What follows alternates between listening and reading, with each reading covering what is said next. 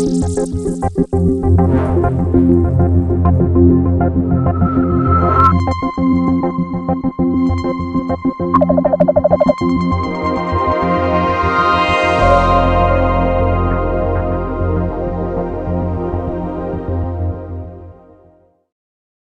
along, ladies and gentlemen, to your weekly SETI seminar series.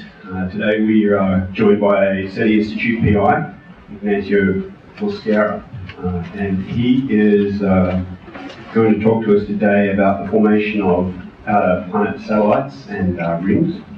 And Ignacio got a BS in physics from Moravian College in Pennsylvania before he went to do his master's and PhD work at Cornell in New York. He then came across to the West Coast for his postdoc at NASA Ames and did a postdoc at UC Santa Cruz as well. After which time he joined the SETI Institute and has been working at NASA Ames and the SETI Institute since that time. Ignacio has worked for all his career on the formation of rings and satellites of the giant planets. And his work with Paul Estrada, also at the SETI Institute, has been quoted in the recent Planetary Sciences Decadal Survey as the standard formation model for outer planet satellites. So today, Ignacio is going to, as I mentioned, talk to us about his recent formation models and some of the problems that he and Paul and others are struggling with in their understanding of the formation of these important planetary surfaces. So if you'll join me in welcoming Ignacio.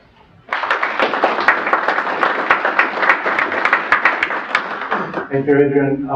So this is sort of a little bit with the technical topic, so I'm going to keep it very informal. If there are comments that you have about satellites, you want to discuss something, please. We can leave it up to the question and answers, but if in the middle you want to discuss something, we can do that. I know Dale was already asking about Hyperion, so we can stop there. So I'm going to talk at a broad level. Okay? All this is work with Paul Estrada. I'm not going to have equations in this talk. So I'm just going to tell you what sorts of questions are important and how do they relate to planet formation. So here's an outline of the talk. I'm going to tell you the motivation, why work on this problem. Just basic constraints, just simple things that you can, just by looking at the systems that we're going to be talking about, you can sort of figure out that they would be important to address. Then I'm going to tell you two satellite formation models. It turns out that in this particular field, there hasn't been a community consensus. There has been progress lately, where there is clear directions that are yielding progress. But there hasn't been a clear consensus of exactly what to do to tackle this problem. That doesn't mean that it can be ignored. On the contrary, as I will just point out today, actually, it is essential that this problem be addressed if we're going to understand planet formation and satellite formation as well.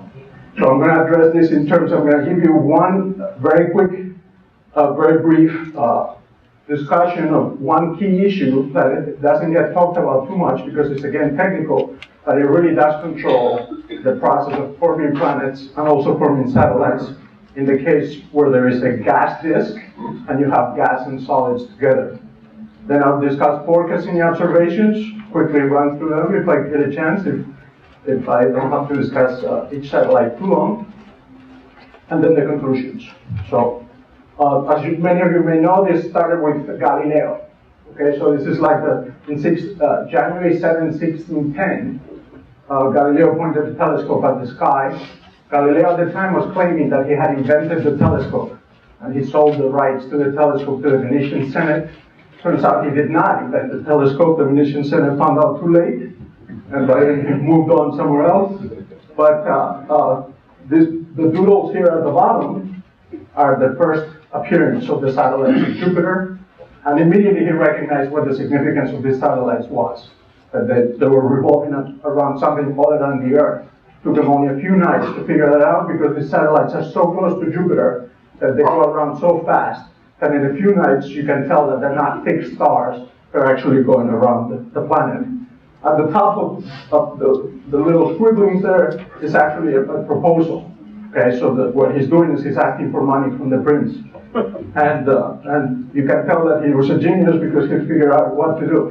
First you deceive, second you flatter. And that's exactly what he's doing, because it wasn't kept for a secret at all. And then he went on to name the Galilean satellites in honor of Cassini de' Medici and his brothers to increase his reach. And yes, he did very well early on in his career. He became cantankerous later on and got into trouble. But in any case, his basic notions of what was important about this problem, about these satellites going around Jupiter, carry on to today. Okay, so the basic idea is that these satellites really are like miniature systems, solar systems. So if you just think of one solar system, then there's always going to be an issue because the history of how things happen is not well constrained. You can have different pathways that end up giving you the same result. But if you now have to think about not just the planets in the solar system, but now you have to add all the satellites, then you are more constrained in the sorts of things that you can say. So for instance, when you're talking about the compositions of the envelopes of the giant planets, now you have to worry about the compositions of the satellites. Are they linked in some way? Is there chemistry happening in the regions around the planets, as well as chemistry in the solar nebula? How are these processes related? Is that happening? What are the initial conditions? Where were the planets when the satellites formed? Did they migrate? Did the satellites migrate? Okay, so there are many, there is a lot of the physics that it actually turns out to be very similar. It's just literally a scaled down system. But just defining exactly the problem where you can make progress, that's been a little bit of the stumbling block in this field. And so the question is, which planets do you really think form satellites in a way analogous to the solar system? So just for your, this is a little bit of background. This is not work that I've done. So you may know that there are three kinds of planets out there. There are terrestrial planets smaller than the Earth, gas giants that have a lot of gas, and the ice giants, Uranus and Neptune, which you can think of the gas as sort of like a dense atmosphere. The satellites I'm going to be telling you about are the gas giant satellites. Okay, so I'm going to restrict the discussion pretty much to just Jupiter and Saturn. And the reason for that is that when you make the satellites, the regular satellites of those planets, you did it likely in a disk that had gas and solids. Okay, the gas, because these are gaseous planets. So in that sense, if that's your setup, that is very similar to how planets were thought to be made. So that's the connection. So this is a pretty close connection. Do not stretching things here. Okay, so that's just the planets I'm going to be addressing. So the issue is, if you just take all these systems, and you have the planetary system, and you really literally think of scaling it down, then is that really a good way to think of it? If you don't think of the scale, then you could think of it as planetary systems, and then you could sort of conceive that you have several kinds of questions that pop up if you do this. One interesting one that not too many people think about, or some do, is could you have satellites of satellites? Where does it stop at satellites of planets? Where does the scale come in? What difference does it make? Okay, so Adrian referred to the fact that in the decadal report, they do point out that this is a very significant problem. It's been trying to figure out what the history of the solar system was. So I just thought I would just single out two paragraphs from the decadal report. I probably won't read all of it, but I'm going to actually be addressing directly, this talk is going to be addressing directly what this decadal report says. Okay, so the question in the decadal report is that, again, are these systems really miniature systems, solar systems? If they are, well, that's a great thing, because if we have three instead of just one, then that makes a big difference. Okay, the other questions are more about the sort of environments of the satellites and the environments of the giant planets in the early history of the solar system. So one of the questions that Cassini-Huygens has to address is sort of like this comment here at the end. It says Cassini-Huygens suggests this, that the solids came directly from the solar nebula. So this paragraph, in some sense, is trying to link what's happening in the solar nebula to what's happening in the subnebula, the region, the gas disk around the giant planets, in some fashion. And I sort of cut off this comment at the point where it says untangling nebula versus non-subnebula processes requires. I didn't follow up because what it requires is really to have some framework that makes a link, tells you this is what was happening in the subnebula at the time that you were making planets in the nebula. And that's really the challenge of this field. Okay, so in addition to that, in the third paragraph, and I am going to be referring to this quite a bit later on, hopefully I do get to it, is the fact that you have to try to explain just the budgets of what you find in the giant planets and what you find in the satellites. So there are endless numbers of questions that you can ask in this connection. Whenever you find a volatile, you have to figure out where is it, where do you find it, where do you not find it, and why. And all of this involves how did things happen in the nebula, how did things happen in the subnebula, what's the link. And that link is what we really need, and what's not clear at this time, and where research should go to. So in this talk, I'm actually going to address two key questions that appear in this decadal report. You'll get more of the sense of what this is about later in the talk when I show the slide. But basically what we're trying to say is that you have to connect what ends up happening to the planet to the satellites. And that thought is fuzzy in our heads at this time, and that's where I'm going to try to give you a picture, a simple picture for what was going on. So in the case of the Jupiter, for instance, what you have to worry about is what do you find in the envelope. So it turns out that we sent a probe into Jupiter, and that told us that argon, krypton, xenon are more abundant than solar compositions. They're enhanced by a factor of about 4. The number changed a little bit, but sort of have come settled on 4. So there's 4 times more abundance of argon in the envelope of Jupiter than you would find on the Sun. And you have to explain that. Okay, the reason why that's difficult to understand is because argon gets trapped, only condenses out of the nebula at very low temperatures. And the location of Jupiter presumably was too hot to condense argon at that location. So this abundance of argon is a real issue, and we're going to address it.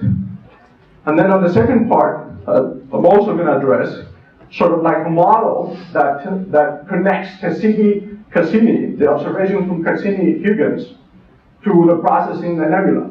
So that's the point of the models I'm going to be talking to you about. Things that happen in the nebula are actually affecting directly the observations that Cassini-Huygens has made of the Saturnian satellite system. Okay, so probably taking too long for the setup. Is this moving? Am I frozen? There. So observational constraints, the moons. Oops, so I moved. Okay.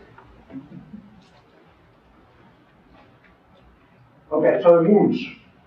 So just very quickly, the introduction took me a little bit of time. If you just plot the locations of the satellites for all the satellite systems of Jupiter, Saturn, Uranus, and Neptune, but remember that I'm only mainly going to concentrate on Jupiter and Saturn, you find out that the disks have, immediately you can see certain patterns. Okay, most of the material in the satellite disk is actually quite close. This is a logarithmic scale, so the x-axis is distance from the planet over the Hill radius, which is like a measure of how big the gravitational sphere of influence of the giant planet is. And if you plot it like that, you find out that most of the mass in the satellite systems are in a compact region close to the giant planet. And then there are empty regions. And one of the things we pointed out is that you not only have to explain what you do see, but you also have to explain what you don't see. There are lots of places that are empty, and you have to somehow address the regions that are empty as well as those that are full of material. Now, very far from the planet, it's known that there are satellites that are called irregulars, that are sort of like oddballs. They even orbit the wrong ways, like driving on the wrong side of the road or something. But then there are the ones that are close to the planet, that are very well behaved, and those are the ones that presumably can tell us something about the process of planetary formation itself. So those are the ones that we're most interested in. And in this talk, I am going to emphasize one particular observation because it's very interesting to us, and it concerns Iapetus. So I'm going to start with Phoebe, then I'm going to move into Iapetus, Hyperion. Dale is writing a paper on Hyperion. He can tell us something about that if he's able to. Then Titan, and then if I have time, the rings and other satellites, but I probably won't. Okay, so in the case of Iapetus, one of the things that you notice right away is that Iapetus is really, really far from the planet. It's at 59 RS, radius of Saturn, whereas Titan is at 22. Okay, so it's almost 3 times further, and in between there is this little object, Hyperion, and nothing else. There are no other satellites. So what happened to all the stuff in between? Now, Hyperion is thought to be, Iapetus is thought to be a regular satellite. So you can't think of it as being captured from outside the system, from the nebula, into the system. It formed in situ, in that subnebula, around the giant planet. So that sets a very strong constraint, actually, it turns out. This one we've emphasized for some time now. Okay, you have to think of this subnebula as having a compact region close to the planet, and then sort of a tail extending out quite far. And somehow that has to allow you to explain the empty places as well as the things that you see. Another thing that is just a basic constraint that has been talked about for a long time, 80s, maybe 70s, it's just density gradients. When you're thinking of the solar system, you usually think close to the star, close to the sun, you're going to find rocky objects because it's hot. Okay, nothing very complicated. Far from the star, you find icy things because there is, you call it beyond the snow line, because there ice condenses, and then you can get icy objects. So it's been pointed out for a long time now that in the case of Jupiter, the same pattern seems to apply. So if you look at that diagram there, it just tells you the density of satellites. Each point is a satellite as a function of distance from the planet. So you can tell that Io is very dense, then Europa is next density, and then Ganymede and Callisto, that's the red curve. So that has a density gradient reminiscent of what happens with planets when you go close to the star. So people have used that to sort of argue that this satellite somehow were feeling the luminosity, the heat from the planet after the planet formed, the giant planet, in this case Jupiter. Now, no argument like that can be made for the Saturnian satellite system, obviously. So the Saturnian satellite system looks like a train wreck inside Titan. There is no clear density gradient. We're not going to actually concentrate on that density gradient in this talk close to the planet. I'm actually going to concentrate on things on Callisto, on Ganymede, on Titan, and on Iapetus, because we believe those densities are non-stochastic. They weren't controlled by random processes. You have to be able to explain them, and that's what we're trying to do. And again, we have to link to the giant planets, to the process of the giant planets. So, okay, so I have to speed up. So issues, regular formation. This is the technical stuff. I'm going to fly right through it. There are many issues that you have to address when you're trying to form planets. Some are quite technical, have to do with the gas itself. Was it turbulent? Was it like moving around? Was it not turbulent? There are bulk constraints. How much mass do the satellites have? How much angular momentum is in the satellite system? The compositions compared to other solar nebular objects. If you look at KDOs, how do those compare in compositions? What volatiles do they have compared to the satellites? And then, so the constraints from Cassini are really great now. We really have to live with whatever Cassini tells us. We don't have the option to play around with error bars anymore, which was great fun before. Now we don't have that anymore. So now we're stuck. And you have to address what you see, and that's the challenge. So there are 2 models that we've been working on, and I'm only going to tell you about the first, because it's gaseous, and that does make it seem like it's like sort of planet formation, the planet formation process. Now, these models have some properties that make it very nice, that make it convince us that we're in the right track, that we're making progress. But I'm going to emphasize here today, because I don't have time to go through the whole litany of issues that arise, I'm going to emphasize this last issue on the last point there on this particular slide, where it says that both models treat planetesimals. Okay, planetesimals turn out to be key, and it's an idea. Planetesimals are objects that are sort of like intuitively pleasing. People have been dealing them with for a long time, and they use them in many contexts. A planetesimal is like the building block of a planet. It's like a rocky object or icy if it's further out that forms, and you need it. You need it to make planets, and they have been used for many, many different explanations. So I'm just giving you a whole list of reasons here of why people have been using these planetesimals as a key ingredient in making planets.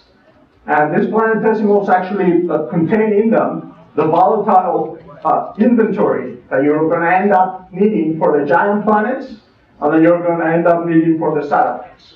So these planetesimals really are the key idea that link processes here, that link things that were happening in the nebula to things that were happening in the subnebula. So there's a vast, vast literature. I'm not going to have to go through it, of reasons why you need these planetesimals to explain comets, to make planets migrate. There is a NICE model that's very popular, fairly successful, very successful, I guess you could say, that uses them to make planets migrate. You need them to make the cores of planets. Planets, at least some of them we know have cores that are rocky, and you need these planetesimals, these building blocks to make them. And again, you needed to explain volatiles, the inventory of different objects. So we're going to use a model. I'm going to go through it very quickly that has gas. Okay, I'm not going to, there's some initial conditions that go into this model. It does have gas. It has a dense inner portion and then a tail that explains those empty regions. And then in this gas, you will actually, you have processes in the nebula, and you will have processes in the subnebula because of the presence of gas. And it also allows you to do things like ablating planetesimals that cross this gas disk. So it's sort of like objects, pieces of asteroids that come through the atmosphere. When they go through the atmosphere, they ablate, and so they may not even make it to the ground. So similar processes are going on here because you have a subnebula that has a gas disk, and you're making things go through it, and then you can ablate and deliver things, connect what's going on in the nebula to the subnebula through this ablation process. Okay, so I'm going to give you, just because it's very, very important, even though this is really a tough topic that engenders a lot of heated debate. It has been doing so for 20 years or more. I'm going to just mention one extremely important issue that affects both planets and satellites, and that's the issue of survival. If you're making planets and satellites in gas disks, then you inevitably have an issue of survival of the planet or the satellite. What can happen is that the objects migrate, and you can actually lose them into the central object. It can migrate so fast compared to the dissipation time of the nebula that you would actually lose them, and then we wouldn't be here today. So obviously that didn't happen. Something allowed us to be here, something allowed us to survive, and the same exact issue of survival of the objects in this gas disk reappears in satellite formation as it does in planet formation. Okay, so then the four observations, I will get to them. This argon, the inventory of argon in the atmosphere of Titan. You don't see it in the atmosphere of Titan for primordial argon. You see it in Jupiter. That's a very strange thing. I'll get back to that. You have the compositions. Why is Iapetus so far from Saturn, and why is it made of the stuff it's made of? It's basically a ball of ice. Why is that? Hyperion, they also, his particular interest is actually also very icy. It turns out to be a satellitesimal. So what does satellitesimal mean? Well, I just finished telling you about planetesimals. So now planetesimal is what was happening in the nebula, a building block of a planet. So what's happening in the subnebula, you call it a satellitesimal. So satellitesimal would be a building block of a satellite. So that's what Hyperion is. That's our interpretation of it. That interpretation has consequences. That's what we claim it is. Ganymede, Titan, and Callisto, the moment of inertia, how much condensation of rock there is inside these satellites. So if you go to the center of the Earth, there is a core. That's where most of the iron is. So how about these satellites? Do they have a core? Well, it turns out that there is a trend. The Ganymede has one that has iron right at the center. Titan appears to be somewhere in between, and Callisto appears to be not differentiated, so that the heavy materials haven't sunk into the center. All this stuff is Cassini results, all of it. All of it came right out of the Cassini spacecraft. And then I can tell already, I'm not going to have time for the rings and inner moon, so I'll have to skip that. Okay, so this migration business. So if you have a gas disk, what happens is, as I was telling you, that the planet can interact with the gas disk. There is a tidal interaction, and the planet can actually lose angular momentum, meaning that it will spiral into the star. And so what you have to do, and this is the trick of planet formation, something people spend time thinking about, is you have to try to remove the gas before you have a chance to lose the planets. So how do you do that? How do you remove the gas? So I tried to say, what is the simplest discussion of this I could possibly come up with? And looking around in the web, I found out this explanation, which has 3 steps. Great, 3 steps is all we need. So you just have you want to make planets in 3 steps. Step number 1, you need a cloud. Okay, you contract the cloud, and you make it spin faster as it contracts, like the skater effect. When you contract, it spins fast. Makes a pancake. And then the timing is not quite right, but the planetesimal, this building block, happens somewhere in there. Then the protostar, the star turns on. And then the magic step, they don't even put an arrow. Between 3 and 4, the gases go and the planets are there. Okay, so that's the step. Well, how did that happen? If you don't remove the gas, the planets get lost. But we know there's gas because Jupiter is a gaseous planet. You have to have gas in there for Jupiter to accrete. So how do you do that, really? That seems like a fine-tuning problem, and indeed, in many ways it is, in many interpretations of the problem. Okay, so this is like, probably gonna,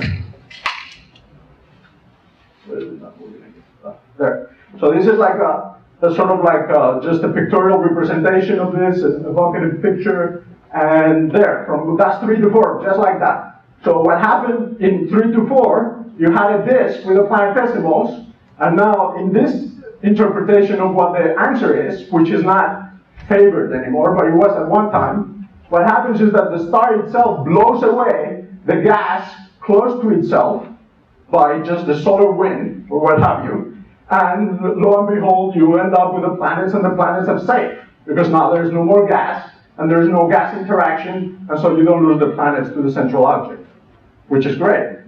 But people don't believe that this is what happened. Okay, well, there's been recently, up to recent times, most people thought that the way you remove the gas is not by the solar wind, but by sort of like turbulent motions in the gas disk. So that there have been many simulations of that.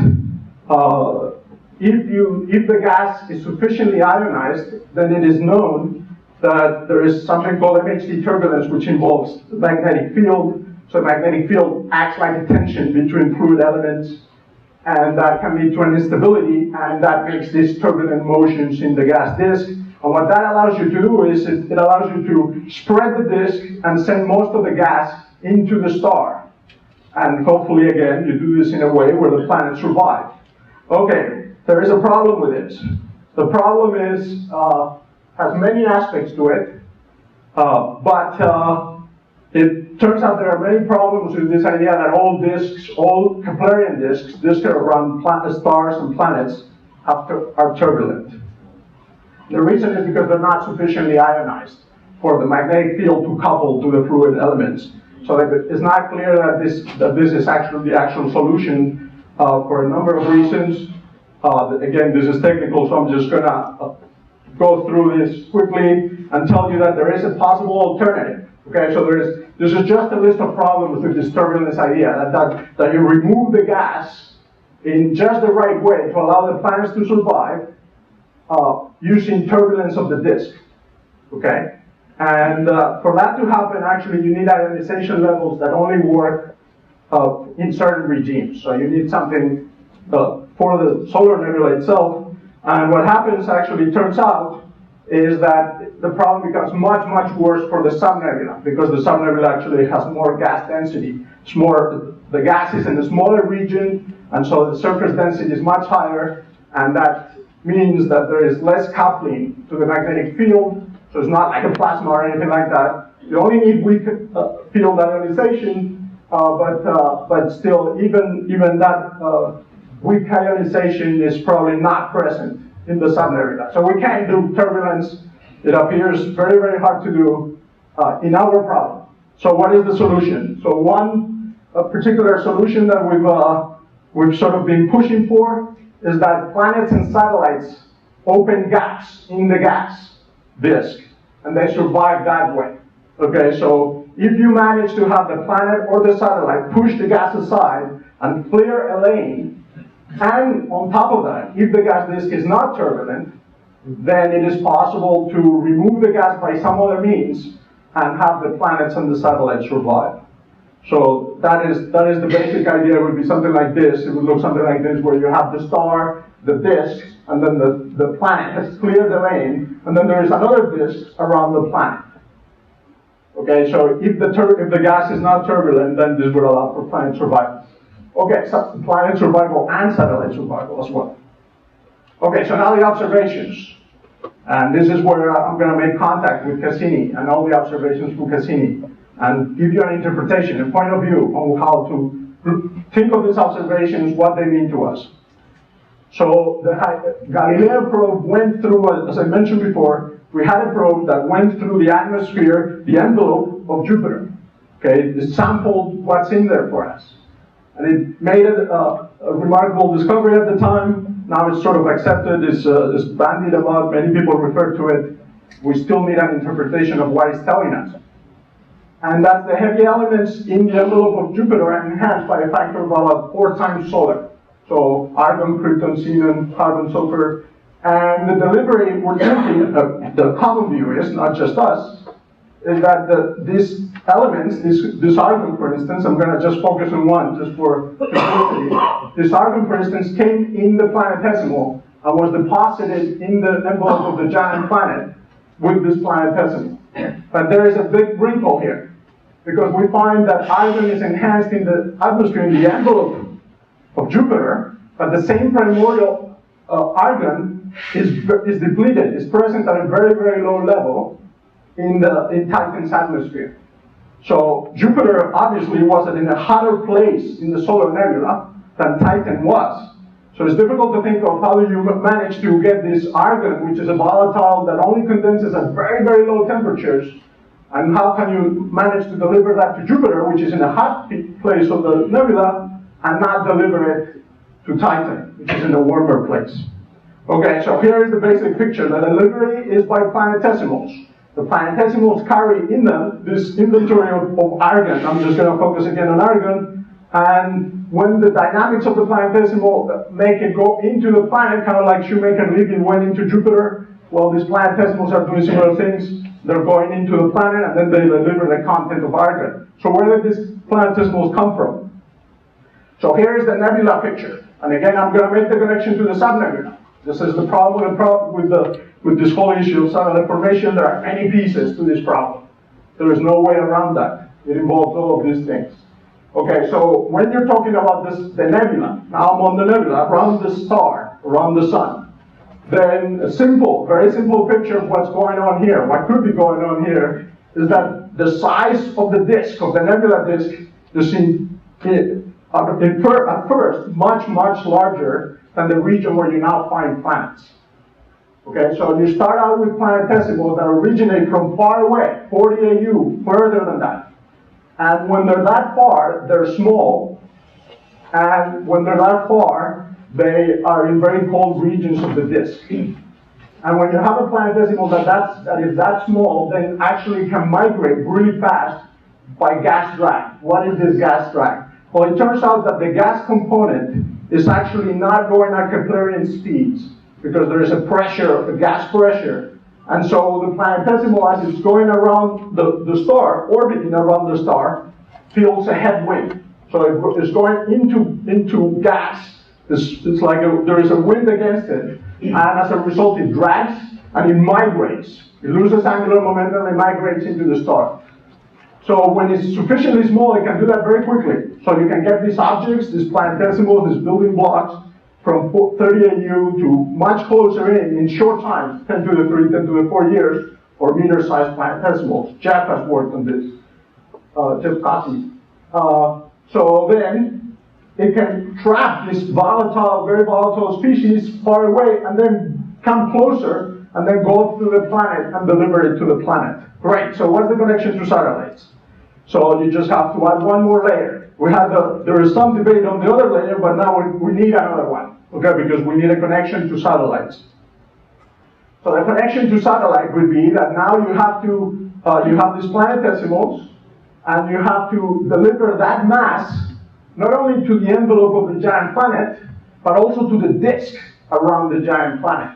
How do you do that? Well, there are several ways to do that. We like the ablation method. So what you do is you take this planetesimal, you make it go through the gas disk, then it ablates, and then it has to recondense because you've ablated it. So now you have to get the material that was in the planetesimal, and now you have to get it into regions that are sufficiently cold in the subnebula now, not in the nebula, and you have to recondense and now make satellitesimals.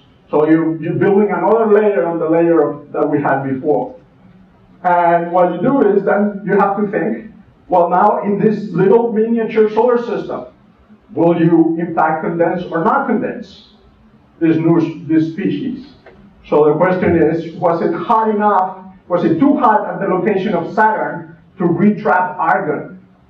And was it too hot at the location of Jupiter to possibly retrap methane and ammonia? And that would be the way you would, in this framework, how you would begin to answer questions. So what ends up on Titan versus what ends up on the envelopes of the giant planets. So we haven't actually worked on this, but this would be how you would view this sort of a problem in this framework. Now, more Cassini observations, the good stuff, the moons, what do we see? Okay, so first, we start from the outside in, Phoebe. So Phoebe is a retrograde object. It's clear that it was captured. It did not form around the planet. It started out in the solar nebula and somehow it ended up in the gravitational field of the giant planet, but it's clearly not an object that formed in situ, in that location. And what we find is that it has characteristics, when you first look at it, it looks, the albedo is low, but you can see that there is ice, but just from the surface you couldn't tell what it's made of. You need more than that. Cassini gave us the density. So the density came out to be 1.6. And Johnson and Lunin made a case that this was a capture object that had sort of compositions like things you get in the outer solar nebula. Okay, so it would be like KBOs, and not like satellites. Okay, so then if this is typical of what's found in the nebula, that's our interpretation as well. This is a nebula, so outer solar nebula object. What is the connection then to what's in the subnebula, things that are around the planet? So a great point of comparison is Iapetus. So Iapetus turns out to be just a chunk of ice, and that's a real mystery. There are many other mysteries associated with it. Dale has worked on many, others have worked. Now there is the walnut, there is the ridge that people think about now. Why is the ridge there? The yin-yang moon thing, where one part is dark, the other part is brighter. Just the overall shape is strange. But now we're adding yet another mystery to this moon. And is where there is just a ball of ice. The density tells us there's basically no rock. The porosity, meaning just how many empty spaces there are inside, is probably very low. So how do you make a ball of ice? We just checked Phoebe. Phoebe had a density of 1.6. That means at least 50% of Phoebe is rock. Now we come here and we have no rock. Where did the rock go? Now, Iapetus is very far from the planet. You can't think of snowline arguments. So this object would be a totally different kind of argument. Okay, it's not an argument that is thrown around too much because people haven't been thinking about this. Why? We didn't know how the density. There was a lot of room to play around. It could be more. You add more rock, it could be less. No, Cassini. When this first came out, Jacobson actually, I scared Jacobson, the navigation team, because the density was low enough that he was worried that it was wrong. And if it had been wrong, then Cassini could have ended up crashing with Titan. Because the barycenter, even though this is very far away, the barycenter position shifted. Now, of course, everything he was doing was fine, and this just happens to be very low. Okay, so you have to be able to explain that. How did that come about? And how we do it in this point of view of ablating planetesimals, which is a key idea, is that what we end up doing is we ablate planetesimals far from Saturn. Iapetus is at 59 RS, 59 Saturn radii. And when you're that far from Saturn, two things happen. The gas density is low, and the velocity, the speed of these planetesimals going through the gas disk is also low. So what that means is only ice ablates. Rock does not ablate that far from the planet. And so this is not a snowline argument. This is a new argument to explain why it is that Iapetus would end up being so ice-rich. Okay, this involves just the delivery of material, and it's this delivery that connects what's happening here in the subnebula to what's happening in the outer solar nebula. Okay, so that's one thing that you can do with it. This is just the actual results from doing this. Again, just because the ablation, you only ablate sufficiently far from the planet, you only ablate ice, but if you get closer in, you can also ablate rock. So things that are made closer in end up with an inventory of rock and ice, but very far from the planet. The ice mass fraction goes up to as high as you want it, actually to close to 1. Namely, only ice. You're not putting in any rock. If the fragments that are going through are icy and rocky. And that's what we're investigating right now. And again, this also works to deliver enough mass to make the satellites overall. Okay, so this is not just to address the composition. It does address the composition, but it's also to address how much mass there is in all the satellites that you see. Okay, and the connection is again to planetesimals ablating through the gas disk. Okay, this model has many features. Another one would be that this long tail, a dense inner region, a long tail further out. And so you have to, that actually has quite a few consequences. You have to clear the regions in between. How do you do that? You do that through gas drag. Is there any evidence, any observational evidence that did in fact happen? And we claim that there is. There is pretty good observational evidence. It's not just that the region in between Iapetus and Saturn is totally empty. There is certainly that. You have to explain how do you get rid of all the stuff in between. But actually Hyperion turns out to be very interesting because it's in an orbital resonance. It's in a 4-to-3 mean motion resonance with Saturn. That's not a random orbital state that actually has to be explained. And we explain it in the same way that we explain the empty regions. We do it with gas drag. Gas drag pushed Hyperion into this resonant location. Now there are other models out there, but they don't work very well for the system because Titan is too far from Saturn, and it's difficult to make Titan evolve tidally through the tides of the planet. So we're actually claiming that there's a good explanation for this, and it's gas drag. Again, satellitesimals, just like planetesimals did, satellitesimals feel the headwind, and they can actually spiral in towards the planet because gas is present. Okay, so what else about? So that would be the interpretation for Hyperion. So what else about Hyperion? So Hyperion, this is the object Dale was interested in. I'm not going to have time to go into it in great detail. But again, in this view of these two, the dense portion and the extended outer portion, we get objects that are like 300 to 500 kilometers in size in the outer disk, in the subnebula. And so that would be the satellitesimal, just like we have the planetesimal. So we're interpreting Hyperion as an object that is essentially something that formed in the outer disk and migrated in due to gas drag. And then when you're making Titan itself, okay, this now, were it not that is in this resonant state that makes Hyperion safe from Titan, then objects like this that did not get captured into these special resonant states would have ended up colliding with Titan. So when you think of making Titan, like you're making a planet, you gotta grow it. How would you do that? You collide and you hit it with things like this. So whatever this is, the properties of this object, those are the properties of the impactors, typical impactors that were bombarding Titan as you're building Titan up from an embryo to its final size. And once again here, it's not just one object. We have the same issue with Hyperion that we did with Iapetus. It turns out that Hyperion, again, once again, is very icy. Okay, so this is a porous object, so there's a lot of,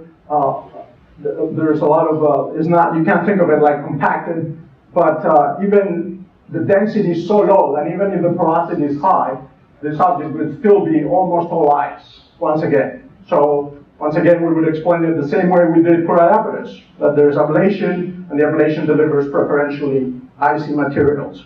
And then you make Hyperion out of those in the outer disk of the Saturnian system.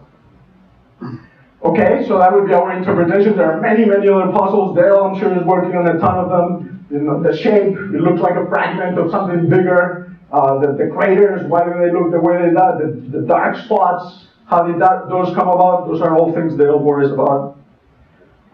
For us, dynamically, we think of it more in terms of a building block of Titan. This is our building block of Titan right here. Okay, so what do we use this for? And this will be my last observation here. And I will not get too much into the explanation, so let me just tell you very quickly. I'm not going to have time to do the discussion of the actual science, but this turned out to be a very, very important result in our view. This is actually from Galileo.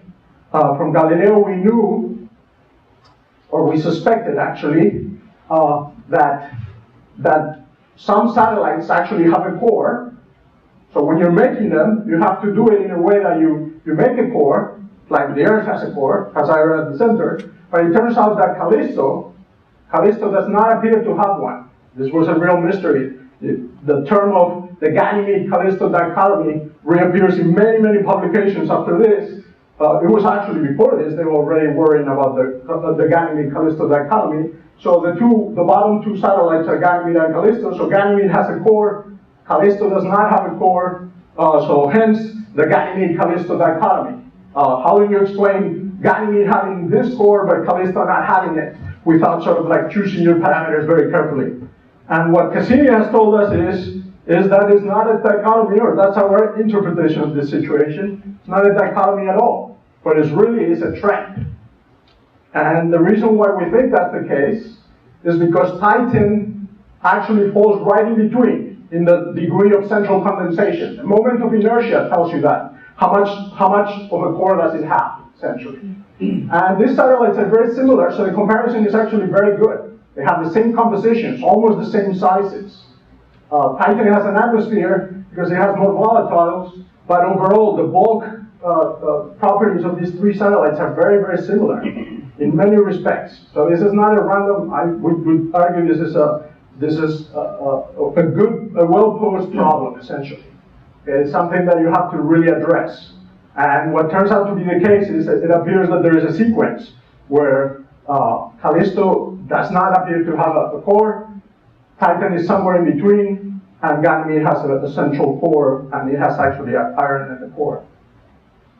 And I'm not going to go into detail into all the issues addressing this, but basically you have to make these satellites, and you have to tie them, these satellites, to the properties of the subnebula where you're making them, and you have to argue why is it. And there has been sort of like before we got this result, everybody assumed that all these satellites that were big enough that all of them would have cores. Now it turns out that Titan, that Callisto at least almost certainly doesn't, but there are still lingering doubts whether you can really believe this result. that I will not get into. So this is a fairly convincing story. It's not a 100% certain story, that's for sure, but it is a fairly convincing story that this has happened. Somehow some satellites have it for others do not. And the problem with that is that in the process of making the satellite itself, the sinking of things, as soon as you melt, just the sinking of objects in the satellites generates enough internal heat that you would think the sinking itself can actually melt more of the satellite, which enhances the sinking, which melts more, and sort of like you almost feel that a core is an inevitable consequence of the process of accreting these large moons. But nature is telling us otherwise, so we have to take the problem seriously. And that's what we're trying to do. And the problem has many pieces, and we're working diligently at it. Okay, so that's, we would actually, just to close up here, we would actually connect that observation once again to our idea of having a long tail, 2 segments of the disk. And what that allows us to do is to have properties for the satellites, the way we accrete them, that naturally would fit into this framework where we're taking longer to make things that are far away from the planet, so that Callisto would take longer to make than Ganymede, and also in colder regions. So both of those properties, making the object in a longer time and in a colder region, would sort of go in the right direction to explain this moment of inertia trend. Okay, so we feel that this is very promising. Obviously, we just started on this problem, but we feel that the setup, the framework, how we're doing these satellites in the overall in the subnebula, that this does seem to go in the right direction of explaining the observations. So I will make that point. So in closing here, I'll just close with the conclusions. Okay, so my conclusions are that we're making progress. This is a work in progress sort of talk. It's not a we're done progress. Actually, it's going to take many, many careers to get this done. There are so many aspects of this problem, and how do you connect them to the nebula? But we feel that there is progress being made. We can actually understand the mass and the angular momentum that's in these systems. We do indeed think of them like mini solar systems. So that idea applies. Sometimes you bandy about ideas like that, and they don't really apply. In this situation, we think it does. It is a similar process to making planets. We feel that you have to address the compositions, the sizes, the moment of inertia of at least Ganymede, Callisto, and Titan, and Iapetus in a common framework. And the reason is that these are not stochastic processes. Very close to the planet, the rings, the small satellites close to the planet, those can get affected by sort of collisional processes of things coming from outside, disturbing the system. But there is very good reason for us to think that at least these satellites, the ones I'm listing there, that they have to have a sort of an orderly, they're indeed regular. They have an orderly the framework to them. It's not just the chaotic. It's not one satellite is one thing, the other one is totally different. So that gives us hope that there will be great insight from studying them. We can explain the density of Iapetus, we feel. And then we can actually, we have proposed this new idea for satellite survival in terms of clearing a lane in the disk that allows them to survive. That's key to our work. Now, there are other models that could be conceivably made to work, but at this point, we feel that at least Iapetus and Hyperion favor this idea that all of this happened in a gas disk. Okay, so at least in the case of Jupiter and Saturn, there was gas, and there were these objects, the Planetesimals and the satellites. And there was migration of all objects, all sizes. So the Planetesimals migrate because of gas drag, and the bigger objects, the satellites, 1,000 kilometers or so, they migrate because there is a tidal interaction with the gas disk. So you have to work, all of that is in planet formation, and now it reappears here. Okay, so with that, I'll let it go at that, and that's it. Thank you.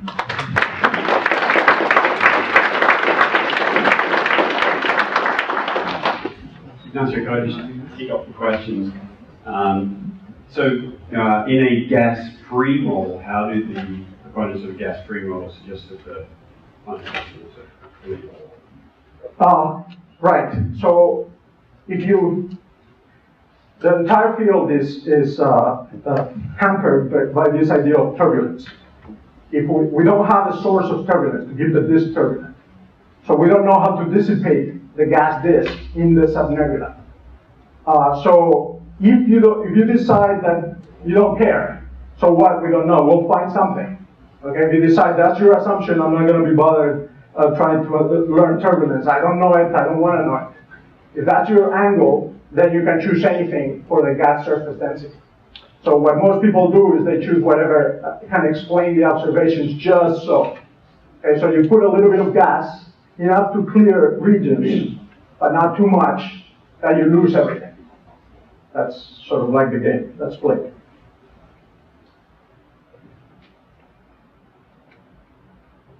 I was curious if the distinction between Ganymede and Callisto in their one has formed, one doesn't, was related to how far their formation was from the melting point of water.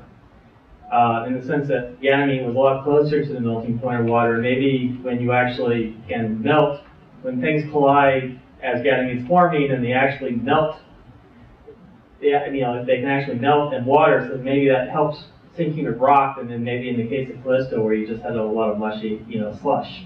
Absolutely, yes. That has to be part of the model. If you're not including that in, you're not doing the right problem. Now, that doesn't mean that if you include that, you know what happened. But it does mean that you need that in your model somewhere. So how that would be is like you have to choose a temperature for Ganymede, and as you say, Ganymede would be closer to Jupiter. If you just made Jupiter, there would be heat still trapped in Jupiter as a result. So 200K might be okay for Ganymede. Callisto is further away, maybe 100K. That has two aspects. The one you brought up, where you're actually, the interior is closer to the melting point. And even in the deep interior, you can melt the whole thing. The temperature of melting depends on the pressure. But there is the other aspect also, which is that these satellites are losing heat by radiation. And so if your environment is hotter, then that makes the radiation less efficient. So there are the two aspects, both of them going the right way that you suggest.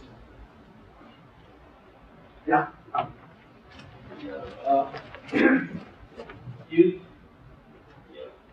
You suggested that there's actually not just rock at the center of Ganymede, but iron at the center. Does that imply that in Callisto, the iron is scattered throughout the satellite? Right. Christophe Sautin is interested in looking at that very problem. So somehow, it's not just that you sunk the rock to the center of Ganymede, but somehow you ended up separating the iron as well. That's the idea, but I haven't worked on that yet.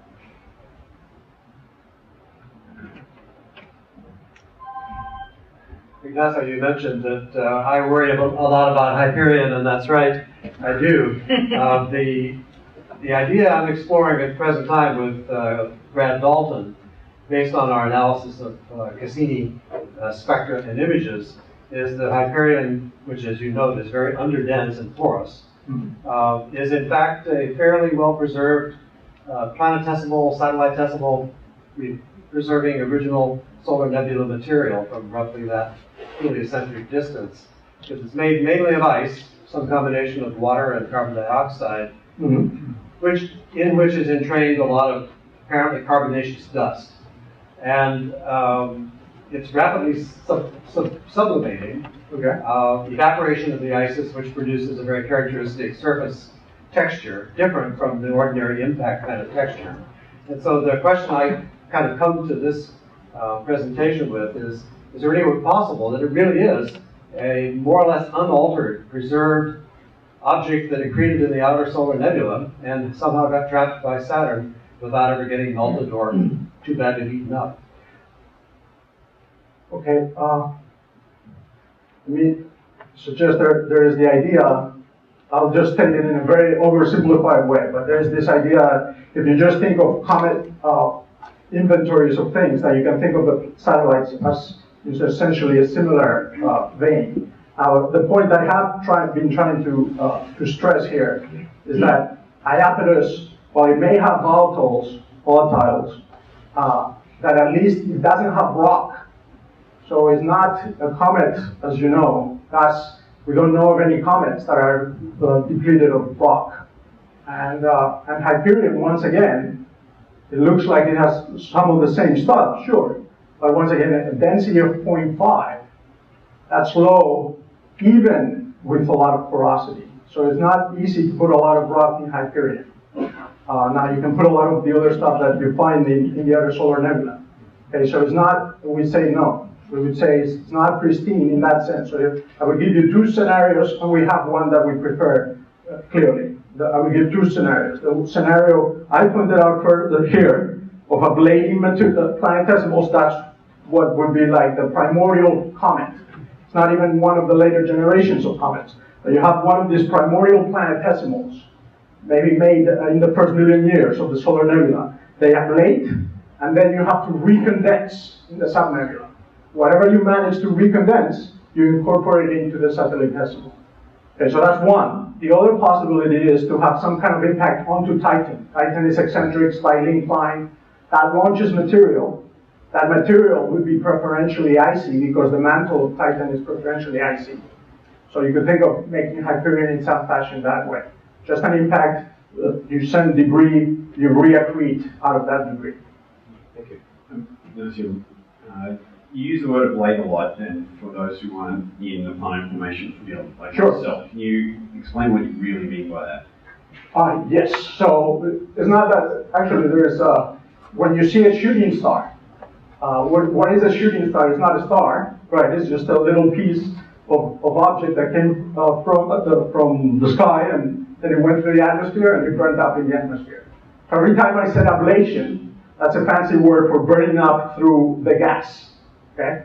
So just like things, so what would happen to that material that came through? Well, it would sort of like, the atmosphere would capture it, it would burn in the atmosphere, then it would cool down, and then presumably, when it cooled down, it would settle and then recondense. So that's the same basic notion that I'm talking about here for satellites. Yeah, you mentioned gas drag slows down the satellite lane essentially, and my question, I guess, was it's accreting material. I guess as it does that, as it comes in, what stops it from spiraling all the way in? What does the gas get less dense as you get closer, or? Right. I tried to address that problem, but there are too many issues. I didn't get to enough of them. Right. So that is the key issue. That was one of my bullets. Is they drag in, they grow as they do. And then you have to prevent them from being lost. So in this view, what would happen is you would make a satellite big enough that it could clear a lane. So what satellite would that be? Titan and Ganymede could do that. So when they get big enough, they can actually plow the gas in front of them. And then they build it up in front of them, and that allows them to stop and clear a lane. So they don't end up in the planet. And planets do similar thing with the star. You mentioned primordial argon. Do you mean argon 36 as opposed to argon 40? Right, 36, right. They detected a little bit of it in Titan, so let me say that again because it is puzzling. They detected a little bit of the atmosphere of Titan, but enhanced, a lot of enhancement in the atmosphere of Jupiter. Jupiter is closer in, hotter, and this is difficult to condense at you have to condense at very, very low temperatures. So how did Jupiter get it? And Titan further out did not get it. That's the question. When you have a nebula forming planets, it's got a characteristic gas to dust ratio. Right. Does this process of satellite formation occur at approximately the same time as the planet formation, or is there some phase which alters the gas to dust ratio? Right. So this entire problem of satellite formation would be right at the tail end. So you would still, the Jupiter would be still hot from being formed. And that would set the temperature in the subnebula. And then your question is very good. And there are no good simulations of it, so there's no good theory and understanding of it. But let me tell you just sort of like how we're being guided by this. If you look at the envelope of the giant planet, that's enhanced by a factor of 4. Saturn would be enhanced by a factor of in heavy elements, by a factor of 7, say. So we're thinking the same thing happened. It's not a different idea. Same thing in the subnebula. So it wouldn't be like 100, like in the ISM. there would be more solids than you would usually find by a factor of 10 or so, more than solar compositions. Okay, but there would still be mostly gas, so by a factor of 10. Okay. Okay, that's about all the questions we have time for, and Ignacio has